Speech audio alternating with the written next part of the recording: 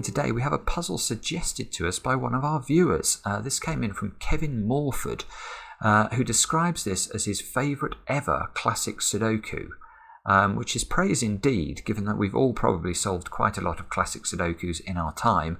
And this is from a book he owns called Extreme Sudoku. Now, we don't do very many classics on the channel, and one of the reasons is that it's quite difficult to find really elegant classic puzzles. They tend to, as they get more difficult, they tend to verge on sort of needing computer assistance to be solvable, and we don't like that. We don't want stuff that requires Bowman's bingo, bifurcation, or techniques not spottable by human beings. What we want is things that can be subjected to cunning. Now, in terms of whether this puzzle is subjectable to cunning, I'll untangle my teeth in a minute. Mark has tried this and found it very difficult. But he knows as well as I do that we're not going to show stuff that needs bifurcation. So I'm guessing he's passed this on to me because, well, it could be one of Mark's little jokes, but it's more likely to be the case that there is just some trick that we need to spot. So hopefully we'll be able to do that. And one of the things I think that's interesting about this puzzle, in terms of it being challenging, is that there are a lot of given digits in this puzzle. We've got 9 and 2 lots of 8. So there are 25 digits in this puzzle. So it's way over the minimum for a classic, which is 17, and tends to suggest it might not be too hard. But anyway, we shall see, and you must have a go as well, obviously. Now, before we get started, a couple of things to mention. Firstly, our competition to find the best solution to Sam Kappelman-Lynes' brutal puzzle is now over. Thank you all for submitting entries, and well done to the hundreds of you who solved this puzzle correctly. Absolutely brilliant. We've sent a shortlist over to Sam to ask him to judge which he thinks is the sort of most faithful to the logic that he was thinking of, and also makes the best artistic impression on him. And he's going to get back to us in the next day or so. In the meantime, if you did struggle and you want to know the logical path, then you can watch the man himself. You can watch Sam actually solve his own puzzle on Patreon at the moment. We've got a Patreon bonus video. We've released it today. I've watched it. It's a lot of fun. And yeah, it revealed two things to me. Firstly, how clever Sam is for setting such a clever puzzle. But also, when you see extremely intelligent people talk about difficult things, the fluency with which they do it is so impressive. So yeah, I enjoyed watching Sam talk through that Sudoku. Now, these are also halcyon days if you like our crossword content, because Mark has been busy, as you know, practicing hard for the upcoming Times Crossword Championship, which I think is next weekend. They're doing an online crossword competition this year, and Mark's been putting his practice sessions up on Patreon, and there's another one that went up yesterday. So he's now done 2 of these videos, I think. The first one I preferred because he struggled mightily on that, and that was very, very amusing to watch. But if you do enjoy crosswords, then you can check those videos out. And we have just hours left now. It's counting down on hours on our Kickstarter campaign to create the greatest Sudoku book in history. It's going to be a bit sad for us when it comes to a finish, but Kickstarter backers have already unlocked the 27 videos that Mark and I are going to make, where we blind solve the new puzzles in the book. So that should be quite interesting, and I have a feeling that they may even manage to unlock the PDF version, which is what we're offering at the next stretch goal. So it's going to be an amazing project for us. It really is, and please do support it if you feel able to. I'll put a link on the screen here. Now, in terms of going through the rules of this puzzle today, it's very easy. We just say normal Sudoku rules apply. There, I've done it. So the way to play the puzzle, if you want to have a go, is to click the link under the video. With that, I get to play. Let's get cracking and see how we go. So there are only 2 ones in the grid. That's not going to be the place to start, probably. On classic Sudoku, I will only pencil mark in boxes if a digit can go in exactly 2 positions. I don't allow myself the luxury of 3 positions or more when I'm doing classics. 2s are a little bit... see, this worries me. This worries me. When these pencil marks are all offset like this, and they're not in the same rows and columns, it suggests there might be difficulties afoot. I do hope I'm not being trolled again. Let's keep going. Threes are very threes on the diagonal here, but none of them do anything. Well, none of them do much that's useful anyway. Fours. Again, this reminds me also of Derek Neal's slot machine technique, if you ever looked at that, because all of these digits seem to be offset, by which I mean that they don't overlap in a set of 3 columns that are together like this. These fours are all off place and they don't overlap in 3 rows either. And it doesn't make it easy to spot pencil markings. There aren't many 5s in the grid. Okay, this is going to be tricky. 6s. How many 6s? Oh, we have got 3 6s. Again, all offset in the grid. Look. 6s have got to go into one of those 2 cells. 7s. 7s all down this diagonal. Again, all offset. 7s can be in one of those 2 positions. Wow, and again, one of these 2 positions, just, 8s. There are 3 8s. Of course, they're all offset again. Kevin, you are a naughty person sending this in. This is... When people describe classic Sudokus as their very favourite ever, it does make you wonder about them. What does that... 9's actually a line here for once. We can at least place 9's in the same row in box 9.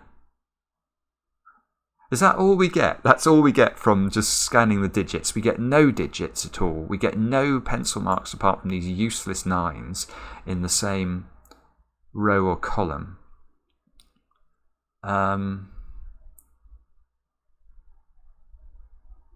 So, what can we see here? Can we see anything? So, let me explain what I'm doing at the moment. What I'm doing is I'm scanning the digits as I go through. So, for example, I've noticed this 2 and this 2. And I've asked the question, where can 2 and this 2, where can 2 go in column 1 of the grid? So I'm seeing that 2 can only go in 2 positions.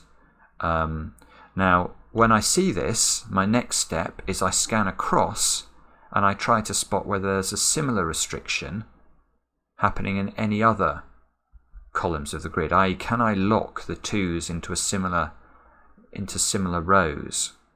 And unfortunately, I can't. So that's not proved helpful. But that's the sort of thing I'm looking for at the moment.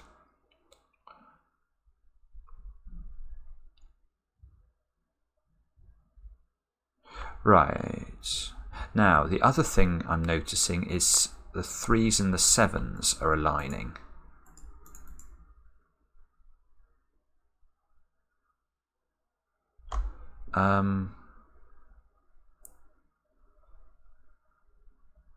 Yeah, okay, so if we ask, actually that is a useful point. So there's a hidden pair on 3's and 7's in, I think it's this row by the looks of things.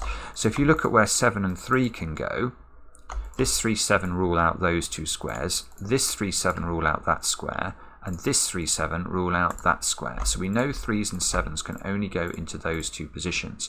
And this is called a hidden pair, because you could not identify this by just focusing on the cells themselves. If we look at this cell and ask what it can be, and don't take into account the contents of the whole row, but just focus on the cell, you could see you could eliminate 1, 2, 4, 5, 6, and 9. So this cell, without spotting it's a hidden pair, could still have been an 8, but now it can't be. Now, yeah, there's something going on here with 2's and 7's as well. This central box, I think, is really interesting. Because look, if you look down the rows and just keep a mental track as you're going, is there any pattern you're seeing repeated? Now, you can see 7's and 4's repeating there. So that's one thing to keep a track of. 5s and 3s repeating. 2s and 7s repeating. But the 2s and 7s are really interesting because of the central box. Not much else. So yeah, so when you see this pattern here, this is obviously relevant to rows. It's eliminating 2s and 7s from rows, and this 2, 7 here is eliminating 2s and 7s from these rows as well.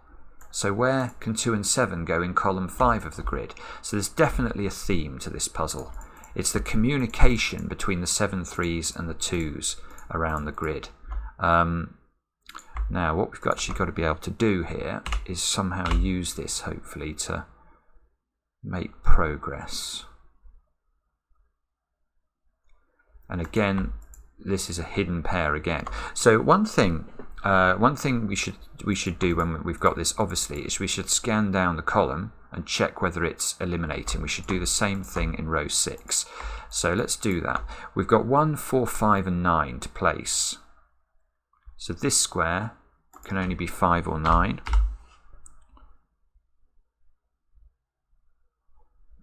I mean, I will come back and pencil mark options if they can only be one of 3 digits if we need to, but let's leave it at 2 digits for the moment. David McNeil, one of the UK's best Sudoku solver for years and years, always accuses me of putting too many pencil marks in the grid when I start pencil marking 3 things in boxes. So we shall please David by being efficient with our pencil marks. 1, 4, 5 and 8 along here. So this one can only be 4 or 5. That one sees 4 and 5, so that one can only be 1 and 8. See, this doesn't seem to be the trick that we needed to get started. Oh, that's a shame, because that was very beautiful. The other thing we should do, actually, if you find a hidden pair, it is important to obviously imagine or look at the effect of the hidden pair on the row. For example, this 3, 7 is eliminating 3, 7 from all the open cells. But also it can be important to check it in the columns as well, because this square used to be able to be an 8 before we discovered this pair. So now the fact it can't be an 8, no, it doesn't affect anything, but this is a sort of thing where the elimination of an 8 from this cell could have been relevant. Let's check this one. So before we found this pair, what could this have been? It couldn't have been 1, 2. It could have been 3, obviously. It couldn't have been 4. It could have been 5, I think. So 5 has been restricted. It couldn't have been 6. 7 we know about. Right, so for this square, it's the 5 that's been eliminated from it. Now, is that helpful? So I'm looking at the column now. I'm saying the fact that the 5 has been removed from here, is it helpful? And the answer is no. It doesn't even get it down to a choice of 2. It's the same as the 8s up here. So 5 is not useful. Let's try the same with the 2, 7. We've looked at the 2, 7 in the column. Let's look at it in the row. So before this got eliminated down to just being 2 or 7, it could have been 1. It couldn't have been 3, 4 or 5 or 6. 7 we know about. 1 or 9 for this square. So this not being able to be 1 or 9, is that helpful? No, I don't think it is. There's just not enough going on with 1s in the grid or 9s, at least not up here. Oh dear, this is not going very well. Now let's check this one. We've got so before we got the 2, 7 pair, this could have been 1, 4, 5. See the 2, 7 here, at least it's eliminated more than 1 digit from the cell. 1, 4 and 5 were all previously possible here. 6, 8 and 9 were not. So 1, 4 and 5 got eliminated by finding the 2, 7 pair. So 1, 4, 5, can we do anything with that? 1s are not propitious, are they? So 1, 4... Oh, 4 is perfect. 4. These 4s looking at those squares. So eliminating 4 from this square did cause a restriction. If we look at row 8 of the grid, before we found the hidden pair, we would have known that 4 had to be in one of 2 cells, but now it can only be in this one. So this is a useful thing.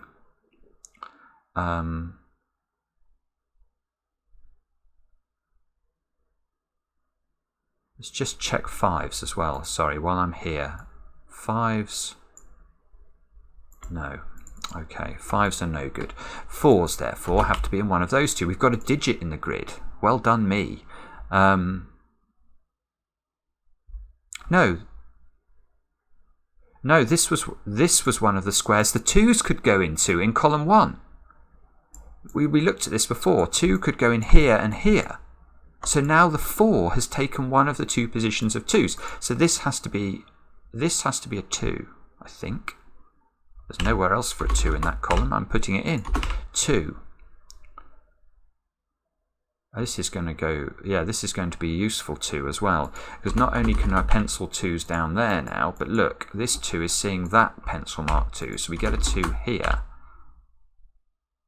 We get a 2 here by Sudoku, just these 2s interacting.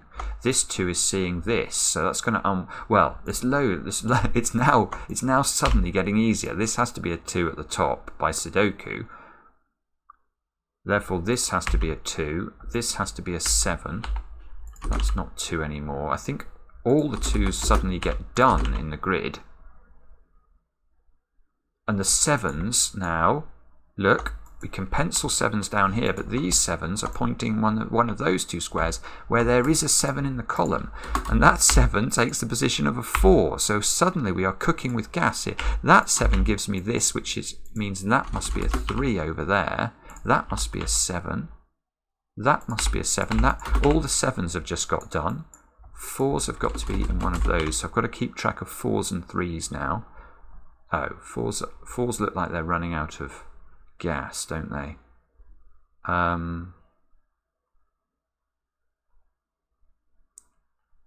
So I can see that that's a 5-9 pair by scanning down column 1. So this is a 6-8 pair,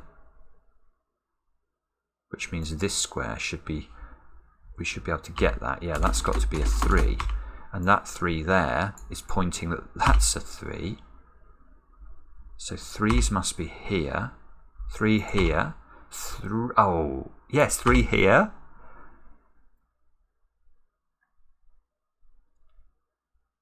And wow, okay, so suddenly we are doing remarkably well. Where does 8 go in this box? It's got to go there. That means that's an 8. That means that's an 8. This puzzle's just suddenly, all of these offsetting pairs have suddenly become useful. Now, that means we've got to put 9 and 1 in here. 1's got to go in one of those cells. 9 has to go here now. So these 2 squares might be gettable, mightn't they? They've got to be 5 and 6. Yep, 5 and 6 can go in. That must be a 4. That plonks 4 at the top. That square's a 5 or a 9. Oh, no, it's not a 5. That's a 9. That's a 5. That's a 9. These 2 squares have got to be 1 and 8, which we can do. The 8 goes in 8 and 6. This is 6. I'm now wondering, I'm wondering whether Mark didn't find those pairs. Because if you don't find those pairs, based off the fact that everything that we were getting was so weirdly offset, I can well imagine this puzzle would be an absolute nightmare. And he will have just have bifurcated it. I know him. That's exactly what he'll have done. And for that, I give him no credit. Now, let's have a look down here. What do we need? Come on, Simon. Where's your scanning? It's got to be a 4. So these two squares are 1 and 5, which surprisingly I can't do, but this square should be gettable. That's a 6, I think. 6 means that's a 6, means that's a 9 if I trust my pencil marks. I'm always loath to do that if I put them in a long time ago for some reason. This should be not an 8. That's got to be a 5. That's got to be a 1. That fixes the 1 and the 5. The 1 goes in here. That should be a 5. Check. And that is how to solve that puzzle. Now, what a fascinating puzzle. Now, Kevin, I'm wondering why this is your favourite Sudoku. I think it's because it is very elegant, actually. This 237, it's almost a puzzle you'd want to try again without spotting this, just to see whether it is an absolute beast. I'm going to be fascinated to see the comments, actually. So I'm no doubt there'll be some people who didn't notice the effect of this 237 and the fact you've got these 3 7s and 2 7s sort of pinching points in the grid. If you don't spot that, how much of a monster is this? Let me know. I hope you enjoyed the solve and come back later on for another edition of Cracking the Cryptic.